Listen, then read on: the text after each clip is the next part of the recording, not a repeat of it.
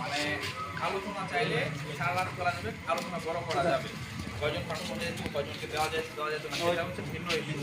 আমার কথাটা হচ্ছে আপনি সরকারি কাজ করতে গেছেন, আপনার সাথে এই ধরনের অগ্রহণযোগ্য আচরণ করার কারো কোনো এখতিয়ার নাই। এটা হচ্ছে ভুল পয়েন্ট।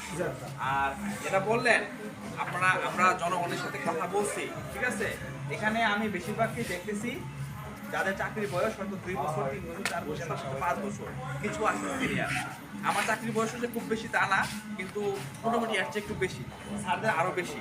জনগণের রিয়াকশনটা কখন কি হবে হয় না হয়, না কথাটা শেষ করি। এই জনগণের রিয়াকশনটা কখন কি হবে কি হয় না হয় আমরা প্রেডিক্ট করতে পারি না। এবং অতীতে এরকম অনেক ঘটনা আমরা দেখছি, তখন আমাদের শুভাকাঙ্ক্ষীরা আমাদের ফ্যামিলিকে আপনার নিরাপদে অন্য জায়গায় আমাদের বাড়িতে পাঠিয়ে দিয়েছে। অন্যান্য অনেক ঘটনায় না বলার সুযোগ নাই, ঠিক আছে। আমরা যারা নতুন আছেন তারা হয়তো অনেকটা এরকম ফেস করেন নাই, আগে বিদ্যুৎ ছিল না, অনেক সমস্যা অনেক কিছু নিয়ে আমরা এরকম ফেস করে আসছি। তো মূল বিষয়টা হচ্ছে যে আমরা আমাদের মানে ধরেন আমি কার্ড খেলতে বসছি, আমার অস্ত্র যে দুইটা আছে, দুইটা যদি আমি শো করে ফেলি তাহলে তো আমি ওই রকম কার্ড খেলতেছি না। আমি তো আমার যে সর্বশেষ রিজোর্ট আমি ওই জায়গা থেকে শুরু করছি। আমি যখন কোনো জায়গায় কোনো কিছু পাবো না, এরপরে গিয়ে লাস্টে আমার এরকম হইতে পারে। এখন আমি শুরুটাই করলাম এখান থেকে।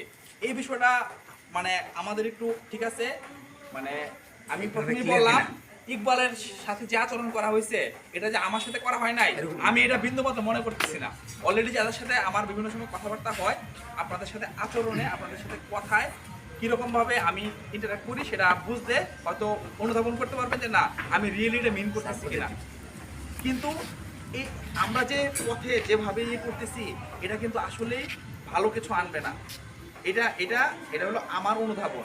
আমি বলতেছি না যে না আপনি এখনই গিয়ে লাইন চালু করে দেন, আমার কথা সেটা না। আমার কথাটা হচ্ছে এখন আমরা মানে ইমোশনালি অনেক এজিটেটেড, আমরা অনেক চিন্তা ভাবনা করতেছি। এখন আমাদের কিন্তু চিন্তা ভাবনা করার বিষয় আছে যে না আসলে কি এটা আমার সর্বোত্তম পন্থা কিনা। আর ডিসি স্যারের কথা যেটা বললেন, আমি যখন থেকে ঘটনা জানতে পারছি তখন থেকে আমি জিএম স্যারের সাথে আমরা বিভিন্ন জায়গায় কথা বলতেছি, উনি ডিসি স্যারের সাথে একাধিকবার কথা বলছেন। ইভেন তো এটা নিয়ে চেয়ারম্যান স্যারও অবগত আছেন।